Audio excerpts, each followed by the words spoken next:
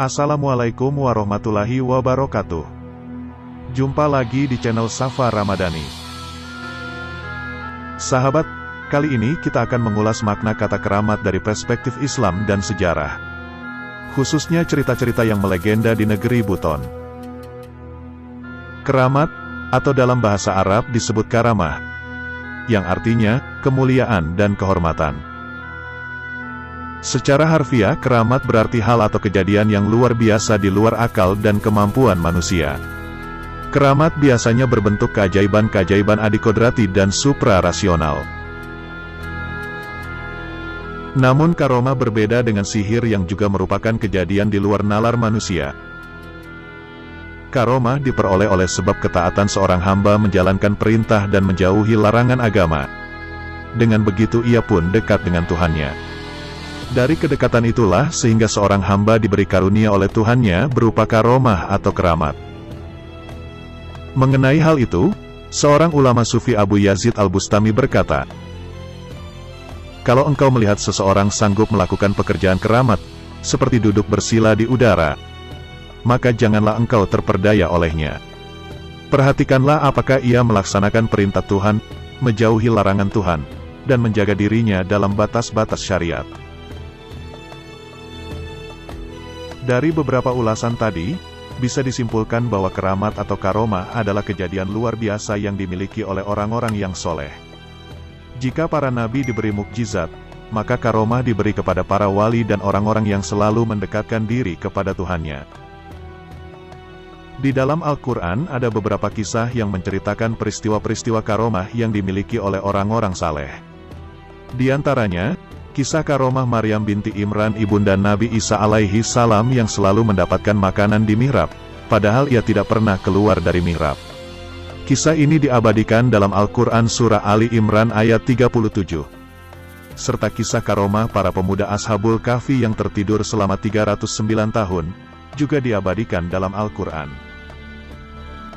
Kepercayaan kepada keramat juga sangat melegenda di negeri Buton.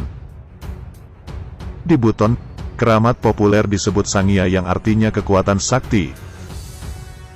Sejak era kerajaan hingga kesultanan gelar Sangya atau keramat disandang oleh tokoh-tokoh penting di negeri ini, di antaranya gelar Sangyayi Gola untuk Raja Mulai, atau Sangyayi Sara Jawa untuk Tua Rade Raja Buton keempat, atau Sangya Wambulu Imam Masjid Keraton Buton di era kesultanan. Juga tokoh-tokoh lainnya yang menyandang gelar Sangya seperti Sangya Wairo Ero yang juga seorang imam Masjid Kesultanan, Sangya Lampenano, Sangya Gundu Gundu, Sangya Yilantongau dan sejumlah tokoh yang makam mereka tersebar di Jazirah Kesultanan Buton. Mereka diyakini memiliki kekuatan sakti atau keramat. Lalu kisah-kisah kekeramatan lainnya yang dimiliki beberapa tokoh yang termasyhur di negeri ini, sebut saja Syekh Abdul Wahid, salah seorang penganjur Islam di negeri Buton diceritakan bisa berjalan di atas air ketika hendak ditenggelamkan. Lalu cerita kekeramatan Haji Ipada, Moji Nakalau, Saidi Raba dan sejumlah tokoh lainnya di mana kisah mereka sangat melegenda dan tersimpan dalam ingatan kolektif masyarakat Buton hingga sekarang. Peran tokoh sakti dan keramat itu sangat diakui dalam sistem kekuasaan di Kesultanan Buton. Hal ini diketahui dari struktur syara hukumu atau syara agama yang terdiri dari lakina agama, imam, hatib dan moji yang diberi tugas untuk selalu mendoakan negeri dari bencana dan mara bahaya. Juga di dalamnya terdapat 4 orang pejabat khusus yang dipandang sakti dan keramat. Mereka adalah Bisa Patamiana.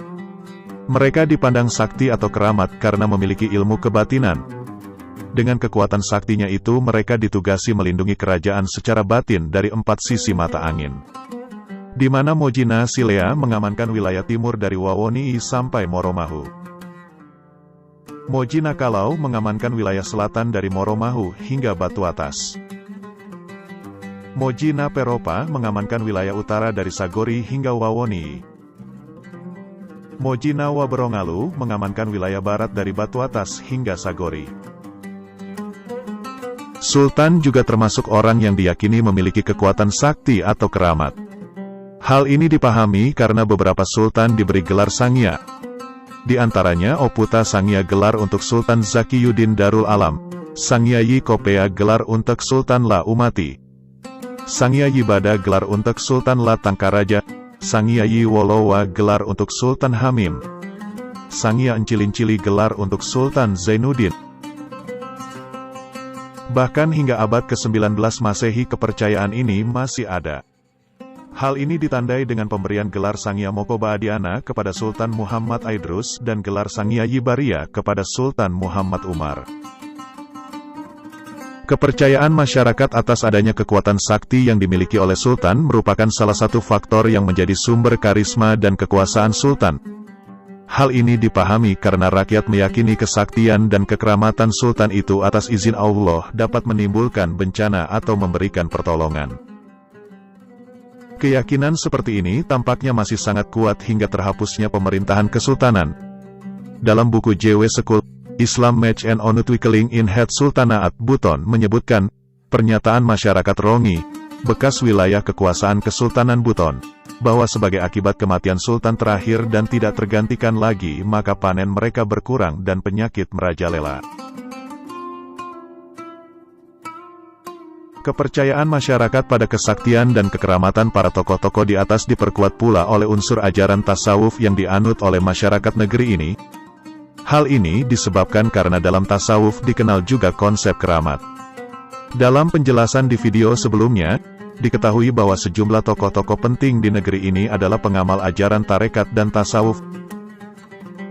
Konsep keramat menurut ajaran tasawuf adalah anugerah yang diberikan kepada orang-orang yang selalu dekat dengan Allah melalui zikir dan riyadah. Itulah sedikit pemaparan tentang konsep keramat menurut perspektif Islam dan juga berdasarkan sejarah dan kisah-kisah yang melegenda di negeri Buton. Demikianlah video singkat ini. Lebih dan kurangnya mohon dimaafkan. Wassalam.